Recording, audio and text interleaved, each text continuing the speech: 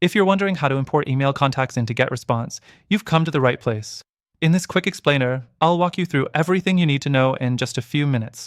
By the end, you'll be able to import your email list with ease and make sure your marketing campaigns are set up for success. So, let's get started. First things first, you'll need to log into your GetResponse account. Once you're in, you can navigate straight to the Contacts section.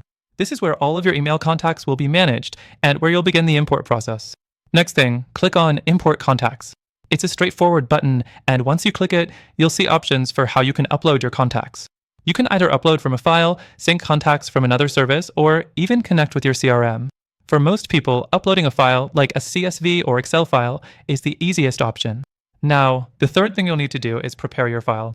Make sure the data in your file is formatted correctly. The most common mistake here is not properly labeling the columns or missing essential data like email addresses.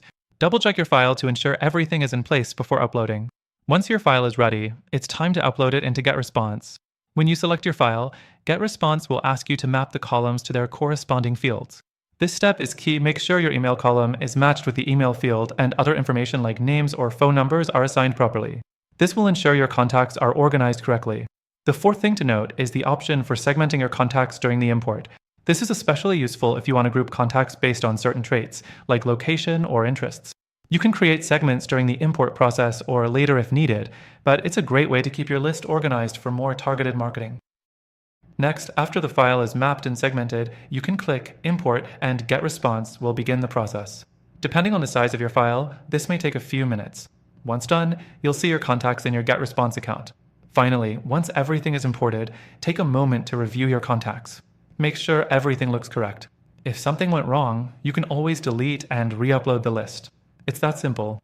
Now, here's the open loop. While GetResponse does a solid job at handling email imports, there are other platforms that might be more tailored to specific needs, especially if you're looking for higher-level customization or advanced segmentation features.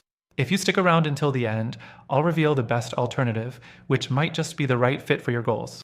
Before we wrap up, I want to mention that GetResponse offers an exclusive extended free trial through our link, but I've also included some other great alternatives that have free trials and might offer even better features depending on your needs. If you're ready to explore those options and get the best possible deal, check the link in the description. Trust me, you'll want to take advantage of these exclusive benefits. Thanks for watching and happy marketing!